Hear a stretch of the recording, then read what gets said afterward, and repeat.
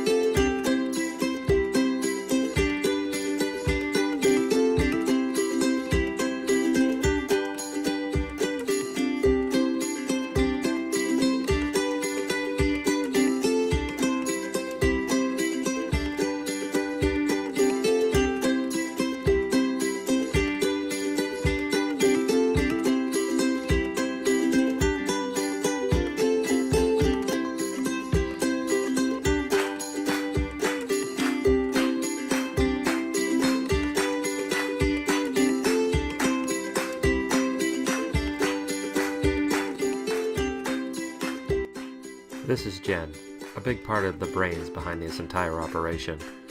Jen is the person who organizes all the grafters, like Michael and I.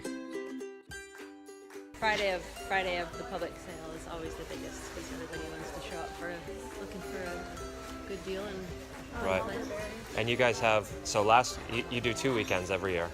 Last weekend is sort of if you know about it, you can come, but it's more for the people who pre-ordered. It's for the pre-orders. Yeah. So if you place an order through our catalog throughout the winter, then you get to come early and pick up your order and shop when you come. Okay. And then we open the doors to the public the following weekend. Okay. And then also, so this is Fedco Trees, but then there's also, you guys have farmers that come and sell their own stuff. Yes, we have vendors selling items on consignment. So we have North Spore from Portland selling mushroom spawn, and we have some perennial herbs out back and vegetable seedlings. Yeah. And more like bulbs and things like that. Yeah. And is the seeds division and OGS open while this is going on They too? are, yes. Yeah, awesome. Seeds and garden supplies and potatoes and soil amendments. So you can name get it. all your stuff in one Yeah, the whole campus one is trip. open. Yeah. Awesome.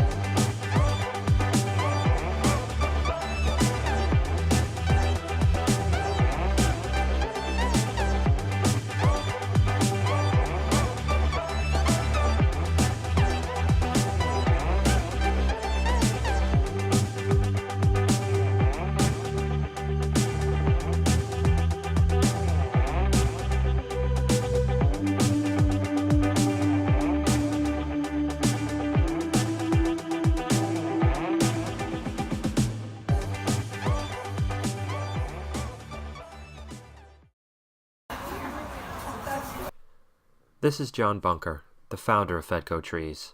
He's something of a legend and a hero to many of us around Maine. When it comes to heirloom apple trees and their history, I think it's fair to say John is the foremost expert, certainly in Maine, probably throughout New England, and possibly in the country. I've had the opportunity to visit his homestead a couple times, and it's like a fairy tale. He and his partner have been working on it for several decades. I hope when I'm his age, my homestead is something like his, where you'll find a treasure trove of genetic apple history growing, sometimes a dozen varieties to a tree, hand-built cabins, a grape arbor that will make your jaw drop, and vegetables nestled in amongst it all.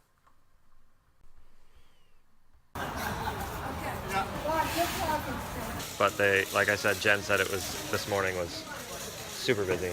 Oh, well, it was a steady line of cars the whole length of the driveway and all the way over to the highway, and that was for probably 2 hours. Wow. So there were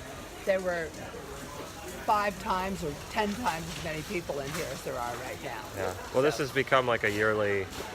It's a pretty big deal around here. It's a yearly event. People come from all over the place to get their stuff here. It's remarkable. It's a good thing. It changes people's lives. Yeah. You know, it's like a little mini miracle for a lot of people in their lives. They get to buy plants at affordable prices. They get to buy plants. They know exactly what they are. We try to make our catalog be really informative and detailed and correct. Yeah. And so, you know, it does a good thing for a lot of people. It's great, you know, and it provides employment seasonal employment for a lot of people in Maine, which is good. And it also supports local nurseries. So we have, you know, a lot of nurseries that provide plants for us, and so we're happy with it. And so you were sort of the founder of the tree division originally. Yeah. So Fedco has the seeds, the tubers, OGS, and the tree warehouse. And this warehouse is relatively new. A couple years, you guys expanded. Yeah, about now almost 10 years ago. Oh wow, but, okay. You know, but a while, but that's, you know. Relative to the whole history, that's definitely new. Yeah. Yeah, maybe it's 8 years. Yeah. I mean, whatever. And how are you liking this facility? Well, it's a lot more space than we had up the road, so in that sense, it's better. It's also very convenient to the highway, so it's better for the sale. It's still, we've already outgrown it, so we're gonna have to think about what next. But it's a good space. When you say outgrown, you mean just because of the volume of plants that you are moving every year? Yeah. And so you guys you store all the plants that you take in from the local nurseries all winter in this warehouse. And it's, I mean, I've been in here in the winter and it looks full. It's all the way up to here, it's full. Yeah, all this space where all the cash registers are. It looks like we have a lot of plants right now, but we have like, 2% of what or something or whatever what we had originally.